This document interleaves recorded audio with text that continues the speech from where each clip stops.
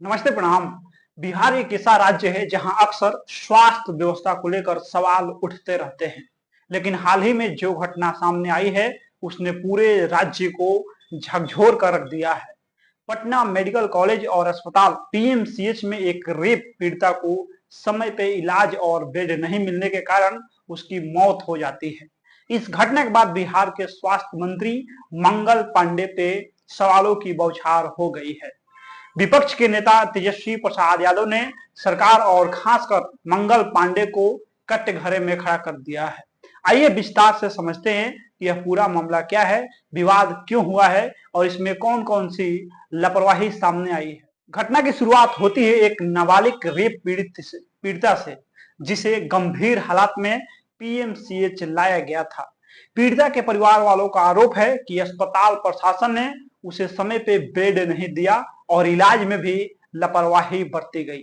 घंटों तक पीड़िता अस्पताल के इमरजेंसी वार्ड के बाहर पड़ी रही, लेकिन किसी डॉक्टर ने सही से इलाज नहीं किया। अंततः इलाज की कमी और समय पे चिकित्सा सुविधा न मिलने के कारण उसकी मौत हो जाती है।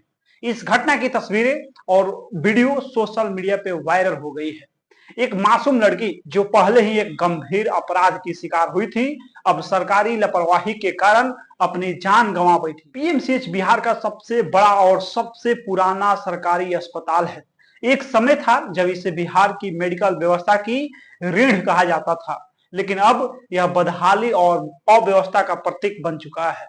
अस्पताल में पर्याप्त बेड नहीं है, इमरजेंसी सेवाएं बेहद कमजोर हैं, डॉक्टरों की भारी कमी है, मशीनें या तो खराब है या चलती ही नहीं है। स्वास्थ्य कर्मियों का रवैया असंवेदनशील और गैर जिम्मेदाराना है। इसकी वजह से हर साल हजारों मरीज इलाज के अभाव में तड़पते हैं और कईयों की मौत हो जाती है। मंगल पांडे पिछले कई वर्षों से बिहार के स्वास्थ्य मंत्री हैं। उन पर यह आरोप है कि उन्होंने स्वास्थ्य व्यवस्था को सुधारने के बजाय सिर्फ दिखावटी घोषणाएं किया है। पीएमसीएच की इस घटना के बाद उनकी भूमिका पे गंभीर सवाल उठ रहे हैं। रेप पीड़िता की मौत के बाद भी मंत्री ने संवेदना नहीं जताई। घटना के कई दिन बीत जाने के बाद भी न तो मुआवजा घोषित किया गया, न कोई बड़ी कार्रवाई हुई। अस्पतालों की स्थिति सुधारने के लिए कोई दीर्घकालिक योजना नहीं बनाई गई। विपक्ष का आरोप है कि मंगल पांडे सिर्फ कुर्सी पे टिके रहने के लिए काम कर रहे हैं, लेकिन जमीनी हकीकत को सुधारने में असफल रहे हैं। तेजस्वी प्रसाद यादव ने इस पूरे मुद्दा को जोर शोर से उठाया है। उन्होंने कहा है कि जब बेटियां अस्पताल में तड़प तड़प कर मर रही है और स्वास्थ्य मंत्री चैन की नींद सो रहे हैं, तब क्या इस सरकार को संवेदना शेष बची है? तेजस्वी ने मांग किया है कि मंगल पांडे को तुरंत पद से हटाया जाए और पूरे अस्पताल प्रशासन पे कड़ी कार्रवाई हो।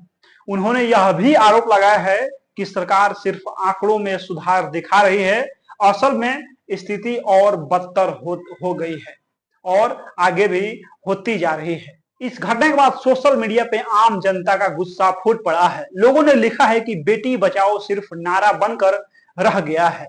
पीएमसीएच अब अस्पताल नहीं, लाश घर बन गया है।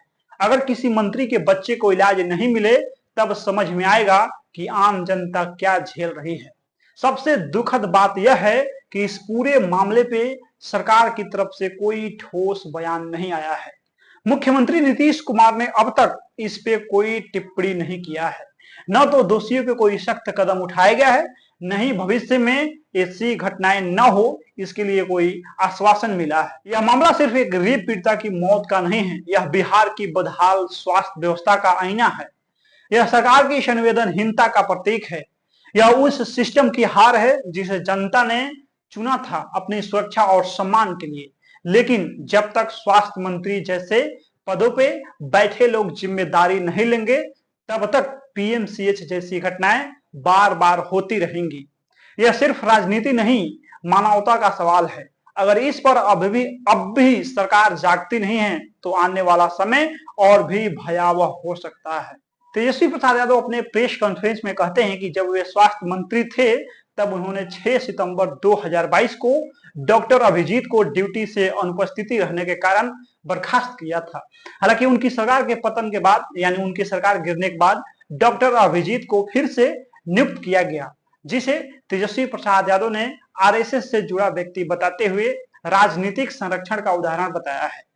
तेजस्वी प्रसाद यादव ने आरोप लगाया है कि डॉक्टर आई.एस. ठाकुर, जो जनवरी 2024 में सेवानिवृत्त हुए थे, उनको सरकार बदलने के 3 दिन बाद ही सेवा विस्तार दे दिया गया।